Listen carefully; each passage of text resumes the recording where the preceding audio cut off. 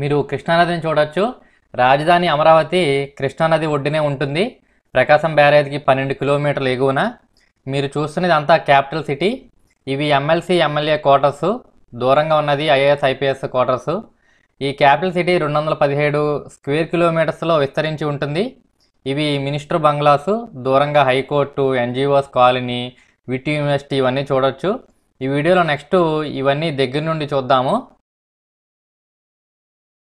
దూరంగా వెలగపూడిలోని సచివాలయాన్ని చూడొచ్చు.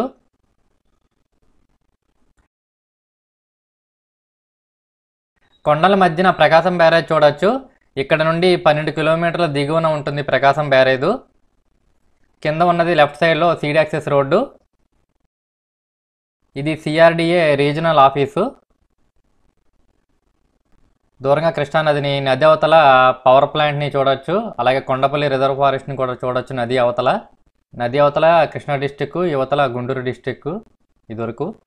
ఇవి ఎమ్మెల్సీ ఎమ్మెల్యే హౌసింగ్ టవర్స్, అంటే వాళ్ళ క్వార్టర్స్. రాయపూడి విలేజ్లో ఉంటాయి ఇవి. ఫస్ట్ 6 టవర్లు ఎమ్మెల్సీస్కి, నెక్స్ట్ 6 టవర్లు ఎమ్మెల్యేస్కి. టోటల్గా 12 టవర్స్. ఒక్కో టవర్కి 12 ఫ్లోర్లు ఉంటాయి. 2019లో ఇవి మ్యాక్సిమం కంప్లీట్ అయ్యాయి. దూరంగా ఐఏఎస్ ఐపీఎస్ క్వార్టర్స్ని కూడా మీరు చూడొచ్చు. ఇవేమో మినిస్టర్ బంగ్లాసు. ఇవి IAS IPS IFS officers housing towers, అంటే వాళ్ళ క్వార్టర్స్. మొత్తం 6 టవర్స్, 12 ఫ్లోర్స్ ఉంటాయి ఈచ్ టవర్కి. 2019లో మ్యాక్సిమం ఇవి కంప్లీట్ అయ్యాయి. ఇవన్నీ రాయపూడి విలేజ్లో ఉంటాయి. ఈ క్వార్టర్స్ పక్కనే all India services principal secretary మరియు సెక్రటరీ క్వార్టర్స్ ఉంటాయి, బంగ్లాసు. ముళ్ళకంపలు ఉన్నాయి కదా, అవే జూమ్ చేసి చూద్దాము. మొత్తం G+1 ప్లాన్లో 315 ఉంటాయి. వీటి తర్వాత సెక్రటేరియట్ టవర్స్ ఉంటాయి, నీటిలో మునిగి ఉన్నాయి కదా అవే. వాటి తర్వాత ప్రజెంట్ ఉన్న హైకోర్టు, ఎన్జిఓస్ కాలనీ, విటి యూనివర్సిటీ ఇవన్నీ వీడియోలో నెక్స్ట్ చూద్దాము. ఇక్కడే friends secretariat HOD towers start చేశారు. మొత్తం 5 టవర్లు కంప్లీట్ అయితే ఇలా ఉండేవి. ఈ టవర్స్ ఫౌండేషన్ స్టేజ్లో ఉన్నాయి. దీనికి ఎదురుగా మనకి left side permanent secretariat plan చేశారు. ప్రజెంట్ ఉన్న టెంపరీ సెక్రటేరియట్ వెలగపూడిలో ఉంది. వీటి తర్వాత ఇక్కడ పర్మనెంట్ హైకోర్టు ప్లాన్ చేశారు. దూరంగా ప్రజెంట్ ఉన్న హైకోర్టుని చూడొచ్చు. ఇది ప్రజెంట్ ఉన్న హైకోర్టు, చాలా కలర్ఫుల్గా ఉంటుంది చూడటానికి. దాని పక్కనే అడ్మినిస్ట్రేటివ్ బిల్డింగ్ కూడా చూడొచ్చు. 2019లో దీన్ని ఓపెన్ చేశారు. ఇది నేలపాడు గ్రామంలో ఉంటుంది. ఇది యాక్చువల్గా టెంపరీ హైకోర్టు. పర్మనెంట్ హైకోర్టు అనేది దీని పక్కనే రైట్ సైడ్లో ప్లాన్ చేశారు. ఇవి ఎన్జిఓస్ హౌసింగ్ టవర్స్. ఒక్కో టవరు 12 ఫ్లోర్స్తో మొత్తం 21 టవర్స్ ఉంటాయి. Total 1995 flats. దూరంగా gazetted officers and group D employees towers చూడొచ్చు. అవి 6 టవర్స్, 720 ఫ్లాట్స్. ఇవన్నీ నేలపాడు గ్రామంలో ఉంటాయి. ఇవన్నీ ఇంకా పూర్తి అవ్వాల్సి ఉంది. ఇవి gazetted officers type 1 and 2 housing towers. మొత్తం 8 టవర్స్తో 720 ఫ్లాట్స్ ఉంటాయి. ఇప్పటి వరకు మనం చూసిన అన్ని టవర్స్ని ఇటుకలు లేకుండా షియర్ వాల్ టెక్నాలజీ యూజ్ చేసి కట్టారు. ఇవన్నీ ఇంకా పూర్తి అవ్వాల్సి ఉంది. ఇవి కూడా నేలపాడు గ్రామంలో ఉంటాయి. ఇది national institute of design. Andhra Pradesh పునర్విభజన చట్టం ప్రకారం ఐఐటి, ఎన్ఐటి, ఎయిమ్స్ ఎలా వచ్చాయో ఆంధ్రప్రదేశ్కి, ఇది కూడా ఆ చట్టంలో భాగంగా నిర్మించారు. దీనికి రైట్ సైడ్లో గెజిటెడ్ ఆఫీసర్స్ క్వార్టర్స్, లెఫ్ట్ సైడ్లో విటి యూనివర్సిటీ ఉంటాయి.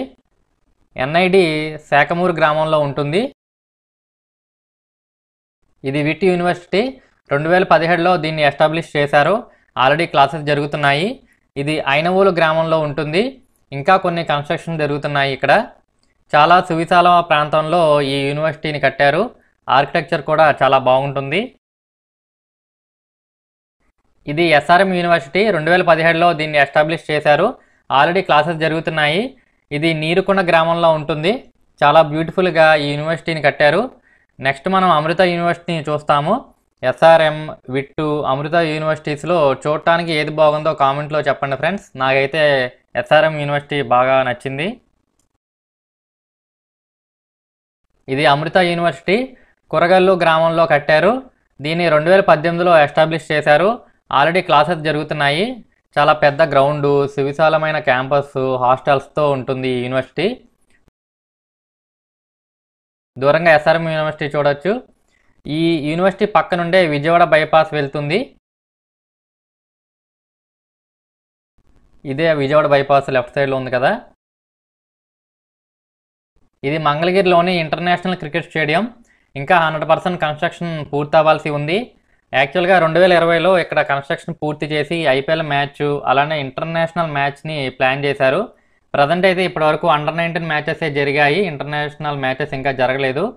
ఇక్కడ ఇంటర్నేషనల్ మ్యాచ్ చూడాలని నా కోరిక. మీరేమంటారు ఫ్రెండ్స్? దూరంగా విజయవాడ బైపాస్ని చూడొచ్చు.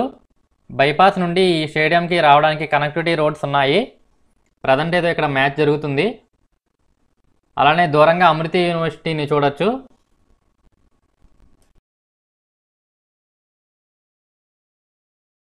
ఇది ఏపీ సచివాలయము, వెలగపూడిలో ఉంటుంది. దూరంగా ఇందాక మనం చూసిన అన్ని బిల్డింగ్స్ని చూడొచ్చు. MLA, MLC towers, high court, NGOs colony అన్నీ కనిపిస్తున్నాయి. రాష్ట్ర విభజన తర్వాత అసెంబ్లీ సమావేశాలన్నీ ఇక్కడ నుండి జరిగాయి.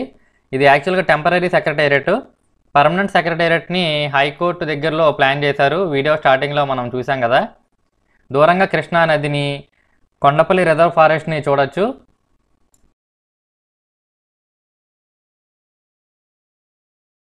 లెఫ్ట్ సైడ్లో building AP CRDA zonal office. కింద ఉన్నది సీడ్ యాక్సెస్ రోడ్డు. క్యాపిటల్ సిటీలో ఇదే పెద్ద హైవే. దీని నుండి క్యాపిటల్లోని ఏ ప్రాంతానికైనా వెళ్ళేలాగా రోడ్స్ స్టార్ట్ అవుతాయి. ఇరువైపులా సర్వీస్ రోడ్స్, సెంటర్లో మెయిన్ హైవేతో దీన్ని చాలా చక్కగా నిర్మించారు. ఈ సీడ్ యాక్సెస్ రోడ్డు వెంబడి గ్రీనరీని కూడా బాగా ప్లాన్ చేశారు.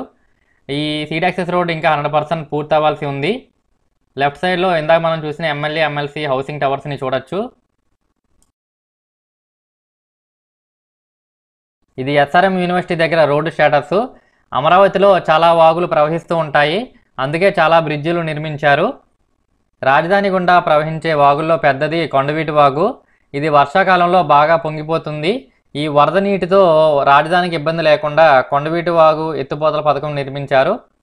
అలానే ఈ క్యాపిటల్ రీజియన్లో మనకి హైవేస్ వెంబడి కానీ ఓవరాల్గా డ్రైనేజ్ సిస్టమ్ కూడా చాలా ఇంపార్టెంట్. ఇది వెలగపూడి సచివాలయం దగ్గర రోడ్డు స్టేటస్.